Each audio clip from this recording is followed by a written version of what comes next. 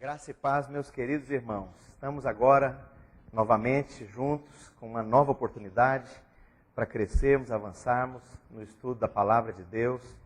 E para mim é um privilégio imenso participar desse treinamento de tantos obreiros em lugares tão distantes do Brasil. Eu sei que isso é um momento profético para nós nessa geração. Eu me sinto privilegiado por estar aqui com vocês. O meu coração é que nós possamos avançar diante do Senhor, crescendo juntos, sendo edificados por Ele, pela Sua Palavra. Começamos hoje, então, o estudo dos Evangelhos.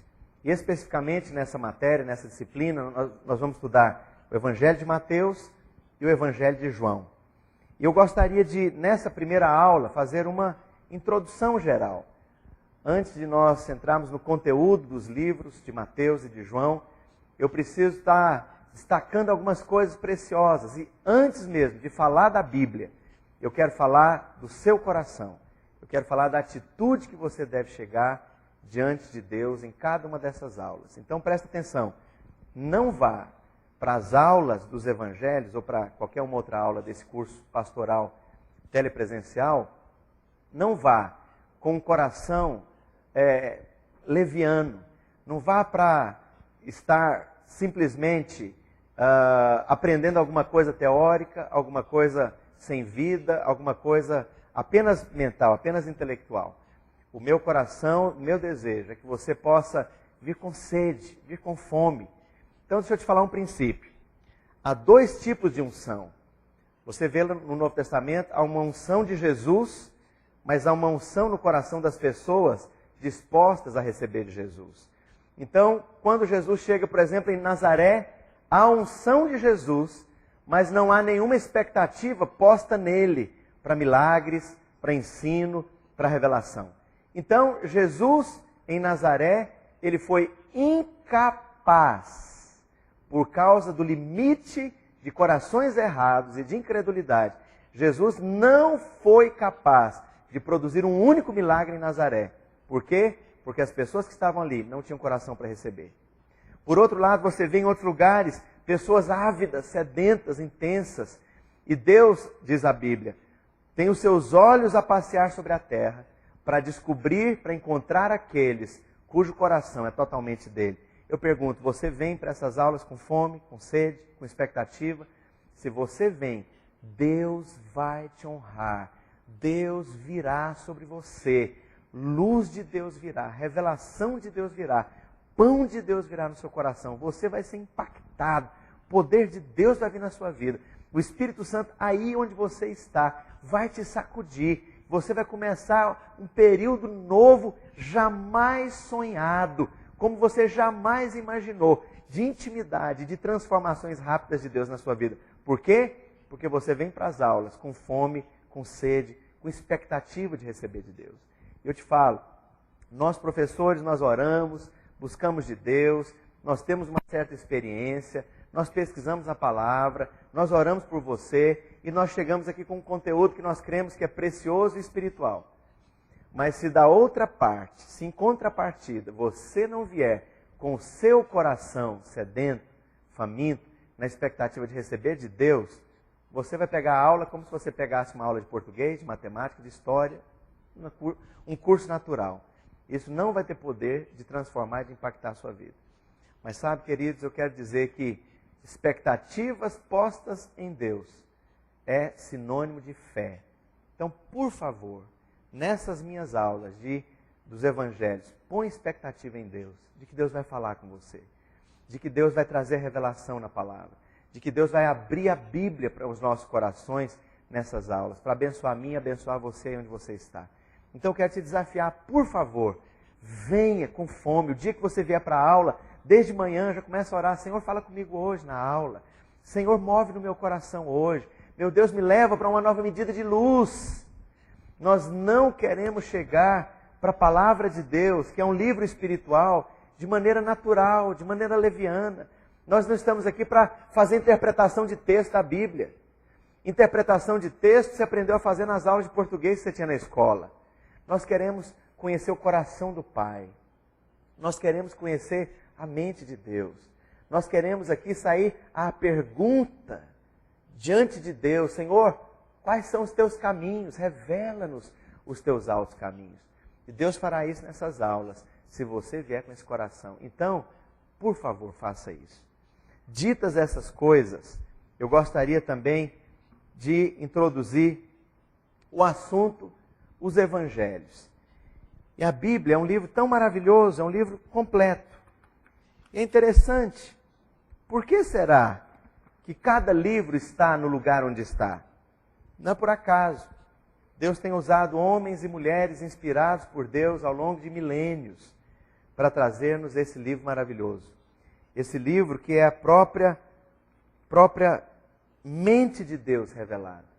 Sabe, só que você tem muitas maneiras de chegar diante da Bíblia. Eu posso chegar diante da Bíblia para conhecer aspectos históricos. E é bom. Eu me sinto muito empolgado quando eu leio 1º e 2º Samuel, os livros de 1º e 2º Reis, Esdras, Esther. Tudo isso me abençoa muito. Tem um aspecto histórico. Mas há uma outra maneira de você vir para a Bíblia. Entendendo que a Bíblia é um livro de princípios espirituais. Isso aqui é um manual de princípios espirituais. Você vai encontrar princípio de prosperidade, princípio de guerra espiritual, princípio para manifestar a presença de Deus, princípio para ganhar almas, princípio para restaurar casamentos detonados. Você vai conhecer princípios. Você pode chegar para a Bíblia com essa expectativa. Se você chega com essa expectativa, você vai encontrar um livro de princípios e você vai aprender princípios. Há uma outra maneira de você chegar para a Escritura. De você chegar para a Escritura para receber vida de Deus. E essa é uma maneira maravilhosa de você se aproximar da Escritura. A palavra de Deus diz, Jesus dizendo, as minhas palavras são espírito e são vida. Vida, vida, vida, vida, vida, vida. Você vai ver essa palavra ser repetida, por exemplo, no Evangelho de João, que é um dos evangelhos que nós vamos estudar, insistentemente, dezenas e dezenas e dezenas e dezenas de vezes. Vida, nele estava a vida, e a vida era a luz dos homens. Eu sou o caminho, a verdade e a vida.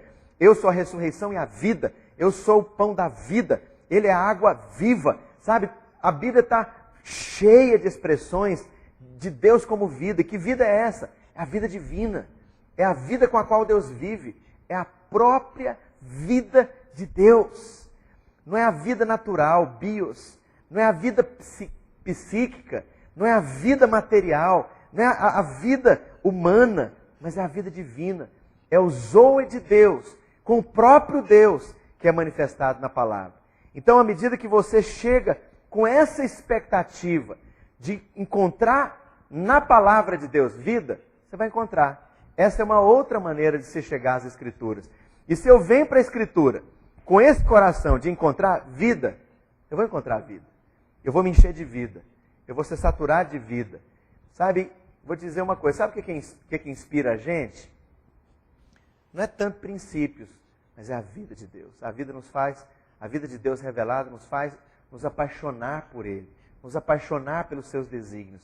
Nos apaixonar pelos seus altos propósitos. Então você pode chegar para a Escritura na expectativa de encontrar vida. E você vai encontrar.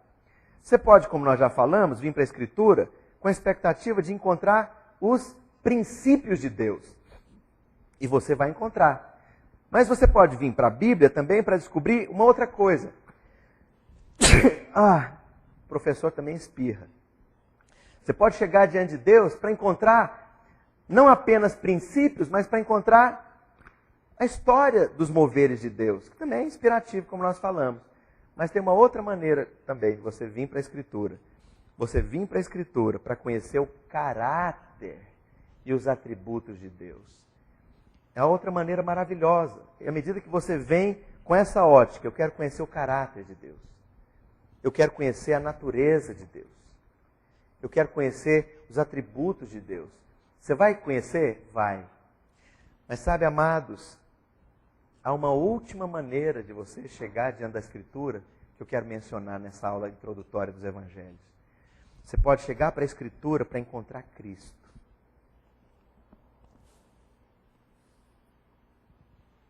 Você pode falar para o Espírito Santo vindo para essas aulas. Senhor, me mostra o teu filho. Deus, me revela o coração de Jesus. Senhor, mostra Jesus para mim. Você pode vir com o coração, Senhor, eu não quero me encher de teoria mais não, já perdi tempo demais. Você pode chegar para as aulas e falar, Senhor Jesus, revela-te a mim.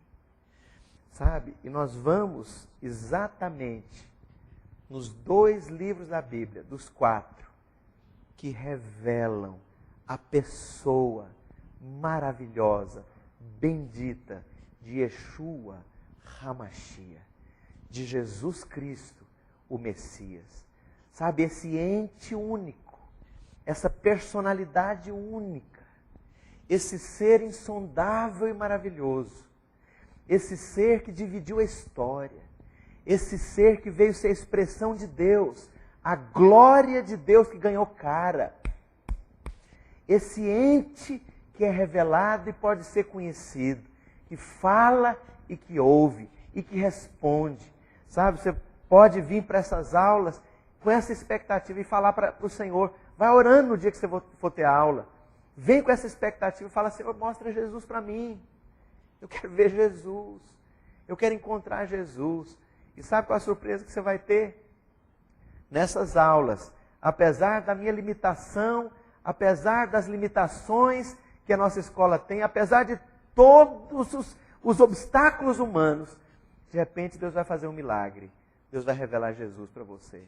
E as páginas dos evangelhos, Mateus e João, que são os livros que nós vamos estudar juntos aqui, vão saltar aos olhos e você vai encontrar o Senhor Jesus de maneira palpável, de maneira visível, de maneira impactante, de maneira transformadora. Então eu quero suplicar que você gere uma expectativa, já nessa primeira aula, e você renove essa expectativa cada novo dia que você vier para essas aulas, para encontrar Jesus, para encontrar o Senhor. E quando você estiver estudando a sua Bíblia, fazendo algum trabalho, fazendo alguma tarefa, indo para Mateus, indo para João, tem esse clamor antes de você abrir esse livro. Fala, Senhor, revela-te a mim. Mostra-te a mim. Eu quero conhecer o Senhor, eu quero ver Jesus. Abre os meus olhos para ver Jesus. Né? E aquele cântico, abre os meus olhos, eu quero ver Cristo.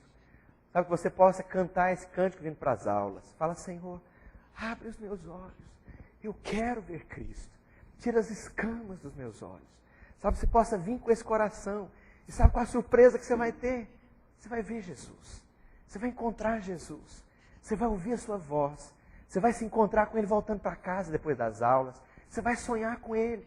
No dia seguinte das aulas, você vai encontrar, está lá a presença dEle, compungindo, atraindo seu coração para a presença dEle. Sabe? Então, por favor, eu quero recomendar a você, faz um compromisso agora comigo.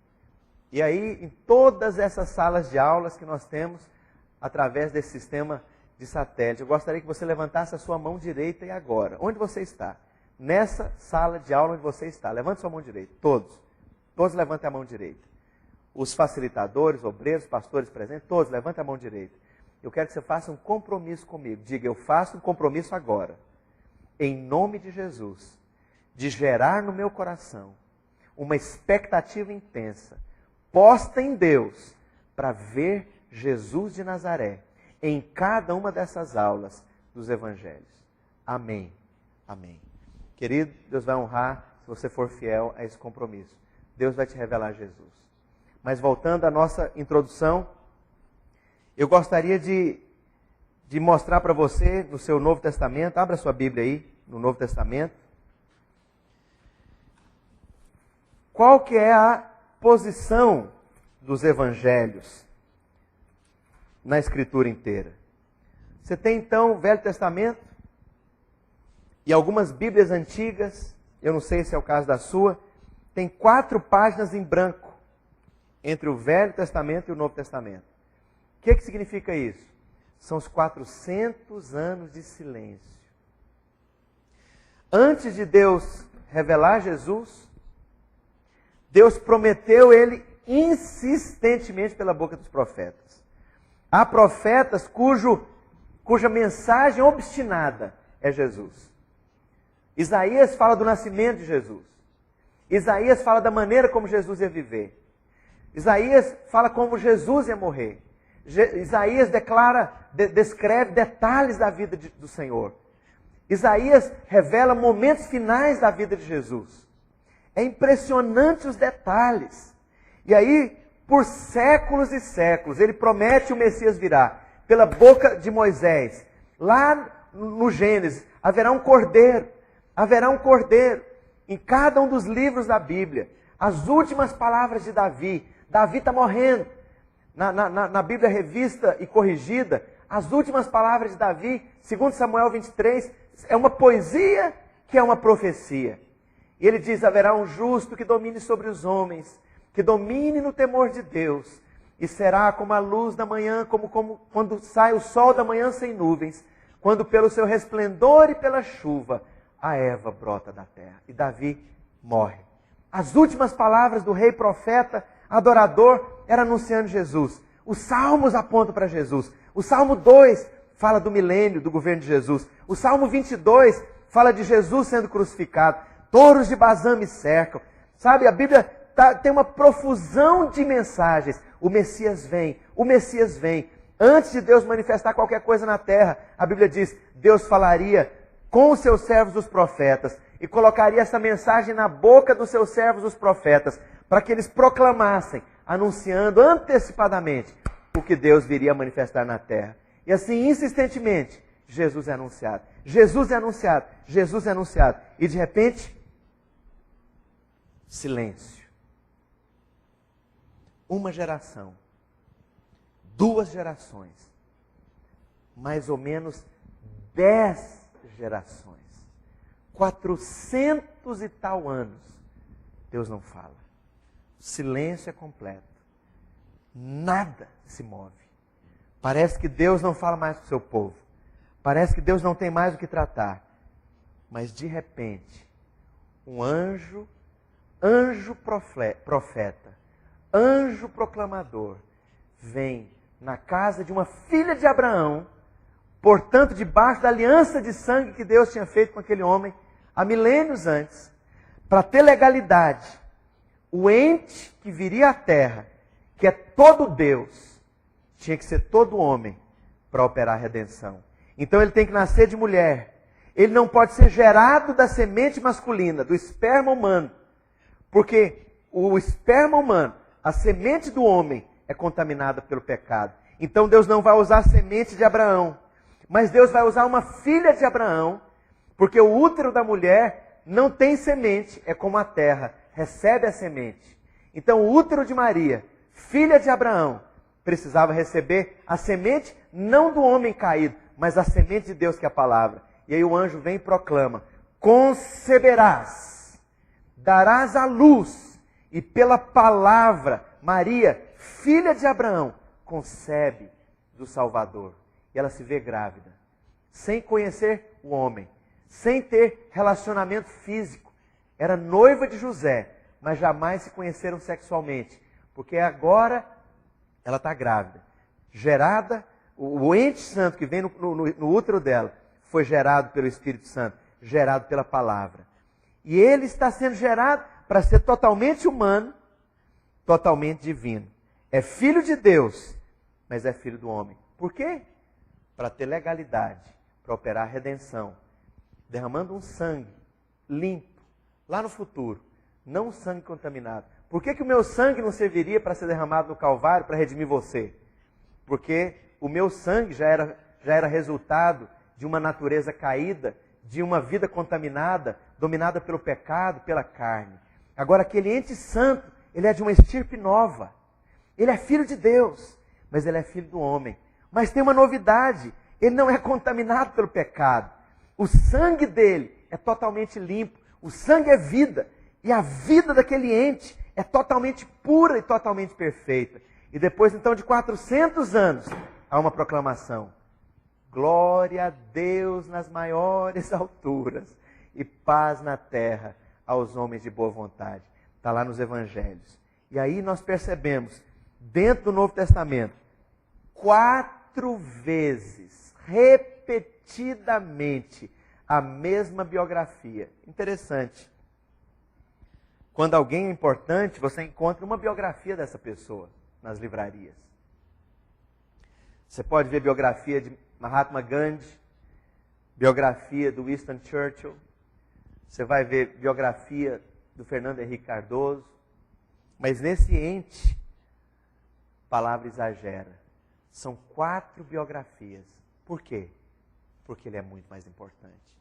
E é interessante que, como nós falávamos, não há coincidência nenhuma desses 4 livros históricos estarem aqui, no início do Novo Testamento. Agora é interessante, qual é o assunto dos 4 evangelhos? Esse ente, nascido de Maria, gerado pela palavra, filho de Deus, mas é filho de Abraão, tem natureza divina, mas tem natureza humana, pode operar a redenção, ele ganha um nome. Já profetizado lá pelo profeta Isaías, ele é Emanuel. Deus conosco. Que coisa incrível. Esse Jesus que se revela não é o Jesus que você tem hoje. É o Jesus do lado de fora. Alguém que está aqui na sala pode me ajudar? Vem cá, mano, você que está pegando a aula aí. Aquele Jesus que surgiu pode ser tocado. E aí os discípulos caminham com esse Jesus. Exteriormente, ele é o Emanuel, que pode ser visto. Dá para ouvir a voz dele, porque é a voz humana. Dá para caminhar com ele. Os discípulos então tocam o Emanuel. Os discípulos então viajam com o Emanuel, ministrando e liberando ministério. Os discípulos então tomam café da manhã, participam do ministério, veem os milagres, ouvem as palavras, e aí é o cumprimento que o Evangelho, melhor, a primeira epístola de João diz, o que os nossos olhos viram, o que os nossos ouvidos ouviram, o que as nossas mãos apalparam. Isso vos anunciamos. Então veja bem, aquilo que estava guardado em Deus na eternidade, agora ganha face. E quem é esse ente? Nesses 30 anos de ministério relatado pelos 4 evangelhos. Esse ente é Emanuel, Deus com. Lá no futuro, depois que ele ressuscita, ele não vai ser mais Emanuel, Deus com. Você não vai andar com Jesus por aí de mão dada. Você não vai tocar a face dele, como os discípulos tocaram. Porque agora, depois do livro de Atos, não é mais Emanuel. Acaba essa expressão. Esse título dado a Jesus de Emanuel é só nos evangelhos. Porque é Deus com, é Deus do lado de fora, é o Deus que tabernaculou com o homem. E é interessante que depois de Atos, esse Emanuel desaparece. Ele é ressuscitado. A Bíblia diz lá em Romanos, o filho da raiz de Davi foi feito, foi glorificado, foi feito filho de Deus com poder mediante a ressurreição. Então, pela ressurreição, você não tem mais Emanuel. Quem você tem? Obrigado, irmão. Aquele Emanuel, ao ressuscitar, muda de expressão. Agora ele está aqui dentro. Ele é o Deus residente dentro do meu espírito. Aquele que se une com o Senhor, se torna um espírito com ele. Então deixa eu te falar. Aquilo que Davi sonhou, ter e nunca teve, você tem. Aquilo que Moisés desejou a vida inteira, ter e nunca teve. Aquilo que os profetas anelaram, você tem e eles nunca tiveram. Qual que é a experiência de ter Cristo residente dentro de nós? E o apóstolo Paulo diz, Cristo em vós, a esperança da glória. Cristo dentro de mim. Então eu posso desfrutar Cristo, ouvir a Cristo, ser guiado por Cristo, experimentar Cristo, beber a Cristo. Mas como que essa história toda começa? Isso é o desembocar, isso é o final do processo. Cristo em mim, Cristo em vós, a esperança da glória. Mas como que esse processo começa? Nos evangelhos. E nos evangelhos quem é ele? É o Emanuel. É o Jesus visto, visível, tocado, ouvido, seguido. E há uma coisa ainda mais maravilhosa. As pessoas que conhecem a gente sabem como a gente quer a glória de Deus, como a gente deseja a glória de Deus, como a gente tem anelo pela glória de Deus. Nós fomos impactados por aquele avivamento na década de 80, da glória de Deus no louvor. da restauração do tabernáculo de Davi, da presença de Deus encharcando a igreja. Nós queremos isso. E defina glória. É uma das palavras mais difíceis de definir. Glória é a própria manifestação de Deus. É Ele mesmo. É mais do que a presença. A presença é como que uma nuvem que vem e vai. Mas a glória de Deus é o Shekinah. É Ele mesmo, palpável. E aí, tantas vezes a gente orando e ministrando e ouvindo de Deus sobre isso, nós entramos lá naquele texto de Êxodo 33, quando Moisés, naquele processo de encontrar a nuvem, ouvir a voz, se tornar amigo de Deus, pedir que Deus revelasse os caminhos, desejar e pedir a Deus a presença, e no final ele fala, eu quero a tua glória. Deus tem um problema, porque no Velho Testamento ele não podia manifestar a sua glória de uma maneira plena. E Moisés fez esse pedido 1400 anos antes de Jesus se manifestar. E um dia lá em São Paulo, eu estava no meu escritório, não estava meditando na palavra, estava lá. Nem lembro o que eu estava fazendo. Estava no meu escritório, não sei se eu ia atender. De repente veio a voz do Espírito no meu coração. A glória de Deus se revela na face de Cristo. A Bíblia diz que o Espírito Santo nos faria lembrar. Eu falei, mas o Senhor está falando isso comigo? Ou isso é um versículo bíblico que eu não lembro, que eu não conheço? Eu fui atrás da concordância bíblica. Eu descobri que isso é um versículo bíblico. A glória de Deus foi revelada na face de Cristo. Em outras palavras, a glória de Deus ganhou cara. A glória de Deus ganhou osso. A glória de Deus ganhou nervos, pele, olhos, barba. A glória de Deus ganhou face. Eu fui tão impactado por essa verdade. Aí Deus me deu uma outra percepção. Que no Monte da Transfiguração, em Mateus 17, Jesus chama os homens mais íntimos, Pedro, Tiago e João. Sobe no monte e Jesus começa a transfigurar. Ele começa a brilhar, brilhar, brilhar, brilhar. Isso te lembra glória? Que glória é fosforescente, que glória é luminosa. Ele começa a brilhar numa luz, num brilho intenso, intenso, intenso, intenso. E aí a Bíblia diz que um dos entes que estavam lá com Jesus era Moisés. Eu fiquei chocado com isso. Deus finalmente podia responder a oração de Moisés. Moisés deve ter dito Deus para o servo dele lá na eternidade, em comunhão com o Senhor. Você lembra daquela oração de 1500, 1400 anos atrás que você fez, pedindo para ver a minha glória? E eu fiz com toda reverência, quero falar isso, eu fiz uma gambiarra para dar para você o pouquinho que eu podia te dar naquele dia, naquele momento, porque não era próprio. Eu tive que satisfazer você com pouco, com um lampejo da resposta que você esperava. Eu pus você na fenda da rocha, passei de costa, tampei com a mão e passei rapidinho. Lembra disso, Moisés? Que eu não pude revelar a minha glória para você? Vem cá, gostaria que você viesse aqui. Vem cá de novo, meu irmão. Vem aqui, pastor Messias. Esse mano aqui é Jesus. A glória de Deus, da natureza de Deus, um com o Pai, sem origem, eterno, é o Verbo, é um dos entes da Trindade, da mesma natureza e essência de Deus o Pai e de Deus Espírito. Esse ente ganha face. Ele é Emmanuel. Dá para tocar, dá para ouvir, dá para seguir, dá para ver. É o que João declara, que os nossos olhos viram, ouvidos ouviram, as nossas mãos apalparam. E aí Deus na eternidade com Moisés, fala para Moisés, você lembra, Moisés, que você me pediu 1400 anos atrás que você queria ver minha glória? Estou lembrado. A minha glória é Emmanuel hoje. A minha glória é Deus convosco. Olha aqui a minha glória. No Monte da Transfiguração, em Mateus 17. Está aqui o que você queria ver.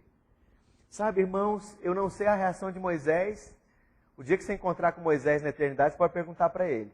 Mas eu acho que ele deve ter ficado chocado. Deus ganhou carne. Deus ganhou ossos. Deus ganhou face. Deus ganhou timbre de voz. Deus ganhou pele. Deus ganhou imagem. Sabe, a glória de Deus confinada num corpo humano. Pode sentar, irmãos. Obrigado. Então veja bem, o que é os evangelhos?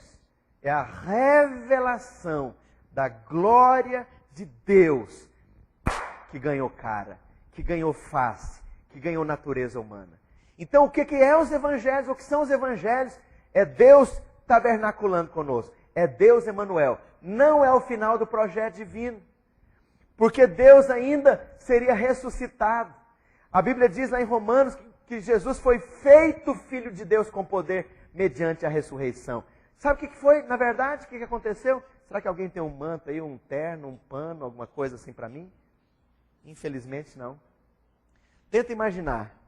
Na verdade, digamos que antes da encarnação, eu sou Deus com Deus. Eu sou da essência de Deus, eu sou o Deus Filho, eu sou o Verbo. E aí, quando ele vem em carne, finalmente, ao vir em carne, na verdade, ele vestiu a natureza humana. Ele continua sendo Deus, mas agora ele é reconhecido em figura humana, diz a Bíblia. Reconhecido em figura humana, semelhança de carne pecaminosa. Não é carne como as outras carnes, porque tem outra índole. Foi gerado de outra semente. Mas é filho de homem porque entrou na terra pela porta, pelo nascimento humano, pelo nascimento de mulher, pelo nascimento de Maria. Então é totalmente legal, totalmente aceito, porque veio via aliança abraâmica. A filha era descendente de Abraão. Deus pode lançar mão de Maria. Não é contaminado porque não foi semente humana, foi semente divina. E agora ele vestiu a humanidade. Então ele é reconhecido como homem, homem completo, tem voz de homem, caminha como homem. Ele tem imagem humana. E é interessante que a palavra de Deus diz que Jesus pega essa natureza humana, redime na cruz, paga o preço do pecado, desce até a mais dura punição que é a morte. E a Bíblia diz que na ressurreição, Jesus não volta para Deus só natureza divina. Ele veio só natureza divina. Mas quando ele volta para Deus, ele não se desveste daquela natureza que ele vestiu. Ele volta para Deus, glorificando a natureza divina, a natureza humana que ele recebeu sobre si ao nascer de Maria, ao se tornar Emanuel. O que é que ele está fazendo? Ele é o representante, ele é o substituto. E sabe, tudo o que aconteceu com Jesus, diz a Bíblia, é o que Deus vai fazer com você. Então, na verdade, quando Jesus está entrando nos portais eternos, os anjos ficam atônitos. Porque ele não está voltando como foi. Ao ir, ele foi só divino. Mas ao voltar, pela primeira vez na eternidade, um homem entra nos portais eternos. Ao ir, ele foi só divino. Mas ao voltar, ele volta divino e humano. Sabe? E Deus então proclama para Jesus aquilo que está escrito no livro de Hebreus. Eis o meu filho, hoje te gerei. Na verdade, Deus está dizendo isso para Jesus, porque a natureza humana que é a novidade entrando nos portais eternos. Deus está dizendo isso para Jesus, porque ele de fato veio em carne e tem uma natureza humana. Agora há um homem assentado no céu, diz a Bíblia. Há um homem assentado no trono de Deus, diz a Bíblia. Mas sabe, Deus estava dizendo isso para você e para mim, que fomos colocados em Cristo. Sabe, quando Jesus entra nos portais eternos, o Senhor está dizendo, eis o meu filho Rafael, hoje te gerei. Eis o meu filho Pedro, hoje te gerei. Eis o meu filho Hélio, hoje te gerei. Eis o meu filho Messias, hoje te gerei. Era Deus dizendo em Cristo, para você, que um dia vai entrar nos portais eternos e ter a mesma experiência. Por isso a Bíblia diz que hoje, lá em Efésios, nós estamos debaixo de selo. Que selo é esse? É o penhor, é a garantia que tudo que aconteceu com Cristo vai acontecer conosco. Então veja bem, por que nós somos batizados? Porque da mesma forma que Cristo morreu e foi sepultado, eu tenho que ser morto e sepultado. Não uma nova sepultura, não uma nova morte, mas a minha morte da natureza velha era a morte de Cristo, na qual eu fui colocado. Sabe, a ressurreição de Cristo é a minha ressurreição. Isso é a saída das águas. E finalmente, quando nós partimos para o Senhor, quando o Senhor Jesus vier, a Bíblia diz, seremos glorificados. Teremos o mesmo corpo glorificado que Ele tem. Então quem era aquele ente entrando nos portais eternos? É o Filho de Deus, é o Filho do homem. Olha lá, mas de onde que começa esse processo todo? Nos evangelhos. É Emmanuel. Deus conosco. No livro de Atos em diante, nas epístolas, no Apocalipse, você não vê mais Emmanuel. Ele desaparece das páginas da Bíblia. Por quê? Porque não é Deus com, é Deus em. A palavra de Deus diz em João 14, naquele dia, se referindo à ressurreição, Jesus diz, naquele dia vós conhecereis que eu estou em meu Pai, e eu estou em vós, e vós estáis em mim. Uau! Que coisa tremenda! A palavra de Deus mostra então que esse ente que era Emmanuel, depois de passar pela experiência de cumprir toda a lei, nos 3 anos de ministério, depois de passar pela experiência de morte e de ressurreição, depois de ser glorificado, ele não é mais Emmanuel, ele é Deus em vós. Ele é Cristo em ti, meu irmão, minha irmã, a esperança da glória. Uau! Isso é revelado onde? Esse ente Emmanuel, o projeto da redenção, onde que está revelado? Nos 4 evangelhos. Mateus, Marcos, Lucas e João. Então, veja bem, quem é esse ente? Se a gente for avaliar numa outra perspectiva, ele é o protótipo, é o modelo do que Deus queria reproduzir aos milhões e bilhões ao longo das gerações que viriam. É interessante, num certo momento lá a Bíblia diz, quando Jesus é o único, a Bíblia diz que ele é o unigenitos, quer dizer, o unigênito, era o único gerado com aquela característica, é totalmente divino e é totalmente humano. Que coisa incrível! Ele é totalmente divino e é totalmente humano. E a Bíblia diz que é o Filho unigênito. Mas depois que ele não é apenas mais Emmanuel, depois da ressurreição, depois do livro de Atos, a Bíblia diz que ele é o primogênito entre muitos irmãos. Ele é o primogênito entre muitos que foram gerados daquela mesma forma. Qual que foi a obra do Messias, do Emmanuel, aqui nessa terra? Quando ele veio, como nós dissemos, ele veio só divino e vestiu a natureza humana. Só que eu era só humano, vendido sobre o pecado, escravo do pecado, do diabo, da carne e do mundo. Somente humano. Mas quando então, a Bíblia diz, ele veio para o que era seu, os seus não receberam, mas a todos quantos o receberam. O dia que eu o recebo, eu fui feito filho de Deus, com poder, mediante o Espírito de ressurreição, diz a palavra. Há então um novo nascimento. E aquilo que era a minha velha natureza, apenas carne, agora tem uma natureza redimida, uma nova natureza. E eu me vesti e me revesti do Filho de Deus, diz a Bíblia. Uau! Então veja bem, quem sou eu a partir de então? Eu sou um filho do homem, que carrego dentro de mim o Filho de Deus. Meu Jesus. E quem está no trono? O Filho de Deus, que levou para a eternidade a vestidura e a imagem do Filho do homem. Lá no céu, há um Filho de Deus, que é Filho do homem. E aqui na terra, depois de receber Jesus, eu sou filho do homem, que tem o Filho de Deus dentro de mim. Sabe por que isso? Porque a Bíblia diz que a igreja é noiva. Ela foi talhada para ser íntima de Deus. A figura paralela mais próxima é do casamento. Mas nada tem a ver com união física, com sexo, com nada disso. É porque não tem uma união humana mais íntima do que o casamento entre um homem e uma mulher. Deus usa então a figura pobre dessa comparação para mostrar o que Deus queria nessa união entre aquele que se tornou filho do homem e é filho de Deus que está no céu.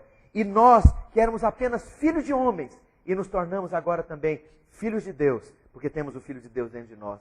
Deus queria um casamento. Deus nos chama de noiva de Cristo. Que coisa gloriosa. A vontade de Deus é casar com a gente. A vontade de Deus é se unir a nós na eternidade.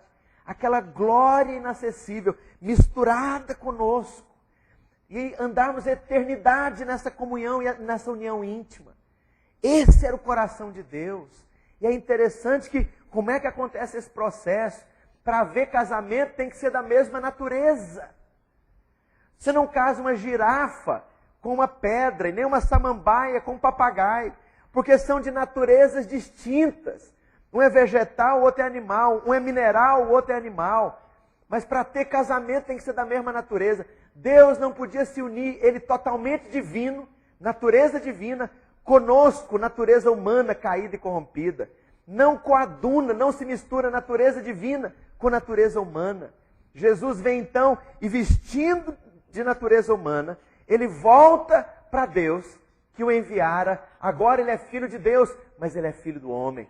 E agora, pela obra da ressurreição, nós que éramos só filhos de homens, nos tornamos também filhos de Deus, porque temos o Filho de Deus sendo carregado dentro de nós, como habitante no nosso templo interior, que é o nosso espírito. Pode haver casamento, porque nós somos da mesma natureza. Filho de Deus e filho de homem. Filho de homem com o Filho de Deus. Podemos nos unir a Deus na eternidade. Esta é a mensagem central do Novo Testamento. Deus veio te redimir. Não foi para te perdoar os pecados e te livrar da angústia. Essa é uma visão superficial. Deus veio atrás de você, porque Ele quer viver a eternidade com você.